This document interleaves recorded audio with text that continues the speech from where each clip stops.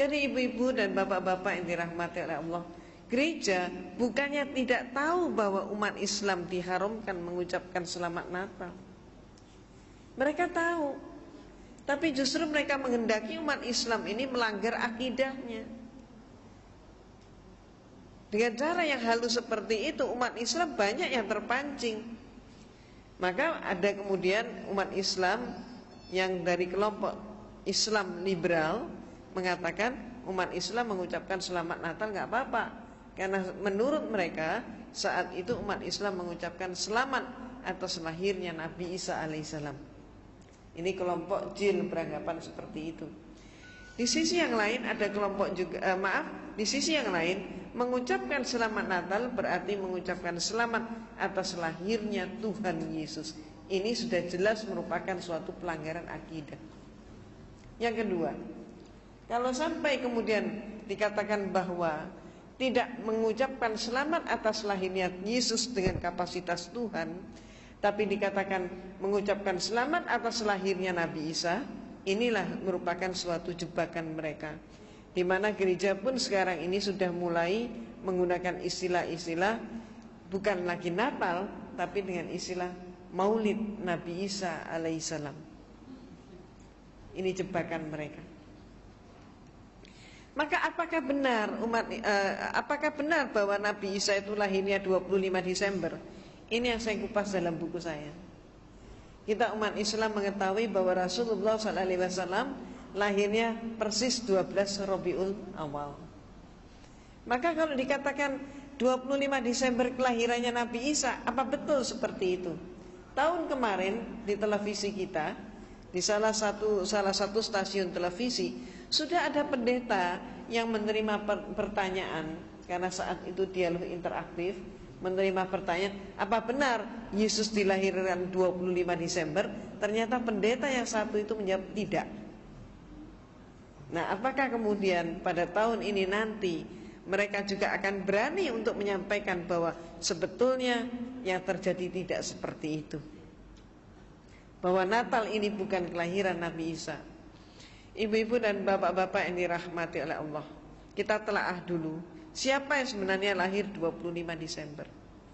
Menurut buku yang saya tulis ini, jelas-jelas sekali dipaparkan bahwa yang diperingati tanggal 25 Desember itu adalah kelahirannya Dewa Matahari.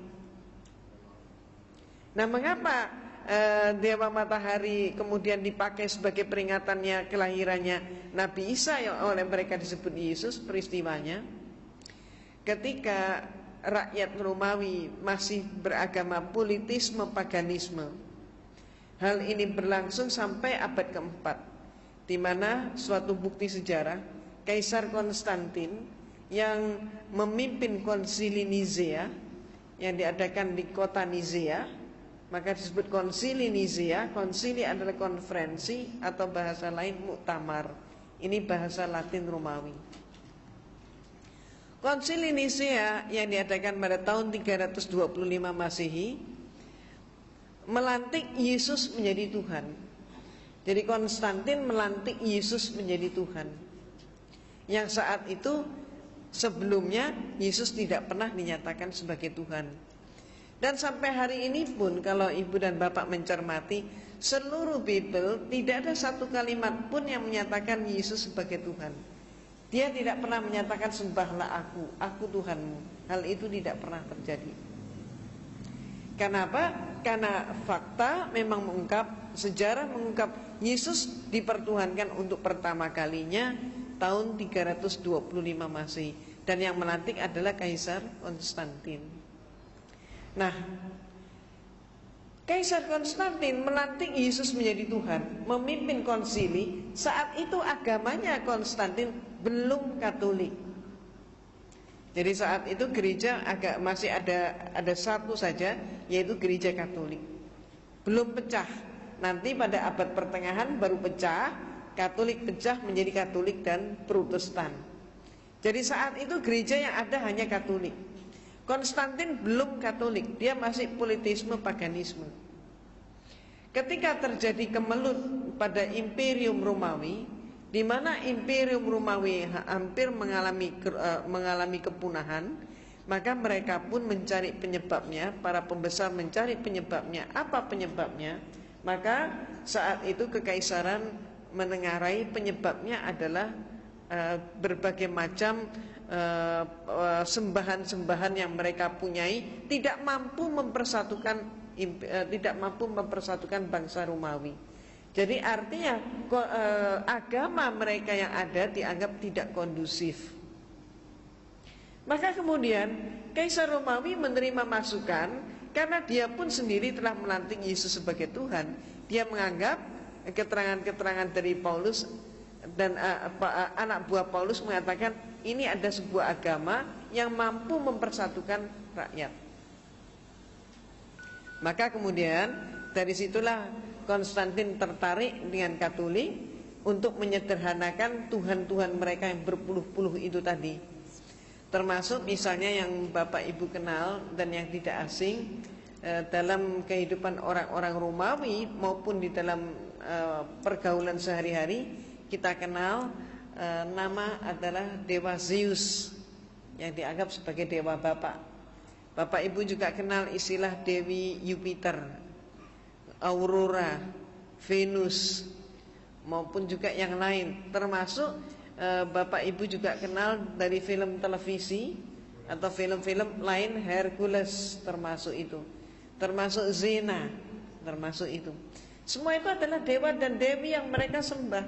Tidak mustahil tiap rumah mempunyai sembahan yang beda-beda. Walaupun di antara sembahan yang demikian banyak itu ada persamaannya. Di antaranya yang mereka sembah adalah Dewa Zeus. Ini yang paling populer.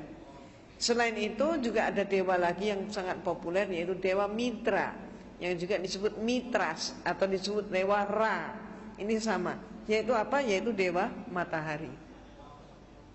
Mereka beranggapan bahwa matahari ini adalah sesuatu yang sangat penting, dan mereka ketakutan kalau sampai matahari tidak terbit. Maka mereka menyembah matahari yang lahirnya oleh mereka ditempatkan setiap kali titik balik matahari. Jadi matahari mencapai titik balik selatan, berakhirnya musim dingin, masuk ke musim semi. Saat itulah mereka memperingati lahirnya Dewa Matahari, yang persis pada saat itu jatuhnya ditempatkan tanggal 25 Desember. Orang-orang Romawi terbiasa setiap tahun satu kali mereka pesta pora untuk menyambut lahirnya Dewa Matahari. Jadi kalau orang-orang di Cina, penanggalan Cina, tiap tahun baru itu ditempatkan dengan jatuhnya musim semi, mereka menari dan sebagainya. Tapi orang Romawi yang paling mereka peringati adalah Dewa Matahari. Karena menurut orang-orang Romawi, dewa yang satu inilah yang paling penting di dalam kehidupan. Nah, cara mereka pesta adalah laki, perempuan, tua, muda, besar, kecil keluar dari mereka rumah. Nari, nyanyi, bahkan sampai mabuk, sampai terjatuh, tertidur di jalan-jalan. Semalam suntuk mereka pesta. Ketika kemudian Konstantin melihat kepentingan negaranya, maka kemudian dia masuk dalam agama Katolik. Karena Konstantin masuk menjadi pengikut Katolik, maka dia menginginkan dengan demikian seluruh rakyatnya pun menjadi Katolik. Katolik sebagai agama negara. Tapi rakyatnya nampaknya tidak mau pindah agama. Disebabkan apa? Kalau mereka pindah agama, maka berarti mereka khawatir pesta 25 Desember ini hilang. Konstantin menangkap kegelisahan seperti ini. Maka cepatlah kemudian dia menyatakan, rakyatku, dia umumkan, pesta 25 Desember tidak akan hilang, justru akan dilestarikan.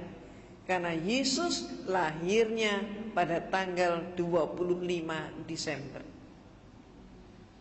Karena Yesus lahirnya 25 Desember menurut Konstantin, maka rakyatnya berpikir lebih jauh lagi. Oh, kalau begitu Yesus adalah anaknya Dewa Matahari. Ini oleh mereka diiyakan juga. Ya, betul katanya. Maka berbondong-bondonglah seluruh rakyat Romawi masuk ke agama Katolik. Ini sejarahnya. Maka sejak saat itu pula, maka seluruh patung-patung dewa matahari diubah namanya menjadi patung Yesus. Demikian pula kalau bapak-bapak ibu-ibu cermati itu di apa namanya, di patung-patung itu kan seringkali ada bulatan di belakang kepala. Itu simbol apa itu sebenarnya? Simbol dewa matahari. Simbolnya matahari. Di salib itu, di belakang kepala salib itu kan juga ada bulatan atau kadang ada sinar, kan begitu. Sinar atau bulatan apa? Matahari. Nah, sejak saat itulah dipakai. Nah, kemudian ibu dan bapak yang dirahmati oleh Allah, pada saat bulan-bulan ini pun, hari-hari ini pun, bapak dan ibu sudah mulai melihat di berbagai mall, di toko-toko, di gedung-gedung, mereka pakai pohon cemara. Kemudian hiasannya bagus sekali. Betul kan? Menarik sekali. Ada kemudian pakai pohon cemara penuh dengan salju. Terus kemudian ada kandang domba. Ada palungannya, di situ Yesus lahir. Ada lagi yang dengan memperagakan gua, Yesus lahir di dalam gua. Jadi sebetulnya yang mana yang benar? Yesus lahir di bawahnya pohon cemara, atau lahirnya di kandang domba, atau lahirnya di dalam gua? Yang benar yang mana? Belum lagi nanti ada hiasan Sinterklas, pakai kijang kencana itu kan. Jadi yang mana ini yang benar? Nah, ternyata ibu-ibu dan bapak-bapak yang dirahmati oleh Allah, di dalam Bible, di dalam kitab suci mereka, di situ ada 4 buah Injil di dalamnya, yaitu karangan Matius, Markus, Lukas, Yohanes. Yang memuat peristiwa tentang lahirnya Yesus hanya ada 2 Injil, yaitu Matius dan Lukas. Di dalam buku saya pun saya kutip dengan persis seksama apa kata Matius dan apa kata Lukas. Maka menurut informasi mereka, Matius dan Lukas yang sama-sama menyatakan mendapatkan firman Tuhan, sama-sama menyampaikan firman Tuhan, tapi banyak yang kontradiksi. Kontradiksinya antara lain, yang satu menyatakan Yesus lahirnya di zaman Kaisar Agustus, yang satu menyatakan Yesus lahirnya di dalam pemerintahan Herodes Agung. Konsekuensinya berarti perbedaan pendapat di antara mereka ini berarti mempengaruhi penentuan tahun 1 Masehi sebagai tahun kelahiran Nabi Isa. Dengan arti kata lain, tahun Masehi yang sekarang ini dipakai oleh umat manusia di dunia ini, termasuk kita juga pakai, yang katanya sekarang adalah tahun 2003 Masehi, ternyata salah hitung. Jadi Dionysius lah saat itu yang diperintahkan untuk membuat penanggalan, ternyata salah ngitung. Cuman kesalahan yang dilestarikan.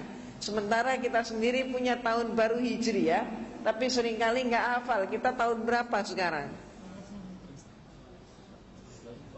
Ya paling cuman berapa orang yang tahu, nggak semuanya. Nah, ya kalau kita semua tahu, alhamdulillah. Nah, baru Idul Fitri ya, karena baru Idul Fitri jadi masih ingat. Karena baru kirim kartu ya, alhamdulillah. Nah, ibu-ibu dan bapak-bapak yang dirahmati oleh Allah, ada hal yang sama juga informasi Lukas dan informasi Matius. Samanya apa? Kedua mereka menyatakan Yesus lahir di malam hari. Ketika bintang gemerlapan, dan saat itu gembala menggembalakan ternak mereka ke padang rumput tengah malam. Nah, maka informasi ini coba kita analisis. Kalau dikatakan Yesus lahirnya tengah malam, bintangnya gemerlapan, kemudian gembala menggembalakan ternak ke padang rumput tengah malam, itu artinya musim apa? Nggak mungkin salju ya. Nggak mungkin salju kan? Maka kalau tidak ada salju, kenyataannya mengapa semua hiasan yang ada memakai salju? Betul kan? Ya. Jadi kalau bintangnya gemerlapan, nggak mungkin salju turun. Itu pertama. Nah, yang kedua, Dikatakan gembala mengembalakan ternak mereka ke padang rumput tengah malam katanya. Kalau kenapa gembala kok digembalakannya tengah malam? Kenapa tidak siang hari?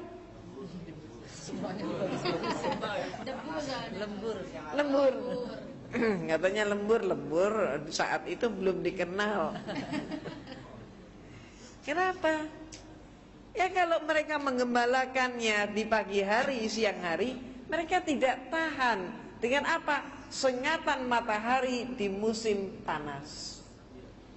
Maka mereka mengembalakannya justru di malam hari saat musim panas. Tapi kalau musim dingin mengembalakan di malam hari, beku mereka. Jadi berarti itu saat musim panas. Perhitungan peredaran bulan, waktu, dan musim tidak mungkin saat itu terjadinya di dalam bulan Desember. Nah, sehingga pertanyaannya, siapa sebenarnya yang mereka peringati? Dan nantinya ketemu yang mereka peringati sesungguhnya adalah dewa matahari. Itu sebabnya maka kitab Yahudi mengatakan Yesus lahirnya di dalam bulan Elul. Nah, bulan Elul itu kapan? Bulan Elul itu antara Juli September, bukan Desember. Kalau kitab suci Al-Quran, maka kita simak bersama firman Allah di dalam surat Maryam. Dikatakan dalam surat Maryam bahwa Nabi Isa alaihissalam dilahirkan oleh ibunya di bawah pohon korma. Ketika pohon korma berbuah dengan lebat, maka pangkal korma digoyang, buah korma pun berguguran. Ini musim apa? Musim korma berarti musim panas. Jadi alhamdulillah ibu dan bapak, bulan Agustus yang lalu saya mendapatkan anugerah dari Allah, saya bisa berumroh. Nah, maka ketika mengadakan perjalanan ke Sharjah, maka di sana saya masuk sebuah museum. Di halaman museum itu ada pohon korma yang berbuah lebat. Dan saat itu di Saudi memang banyak sekali pohon korma yang buah kormanya pun berguguran di sekitar pohon itu. Sedang musim buah korma, pas panasnya pun sedang luar biasa. Pas panas-panasnya, antara saya di sana saat itu antara 40-50 derajat. Panas sekali. Dan kami semua yang mengunjungi museum itu dipersilahkan oleh penjaga untuk memetik buah korma dari pohonnya sendiri. Bagi orang Indonesia ini suatu yang sangat langka.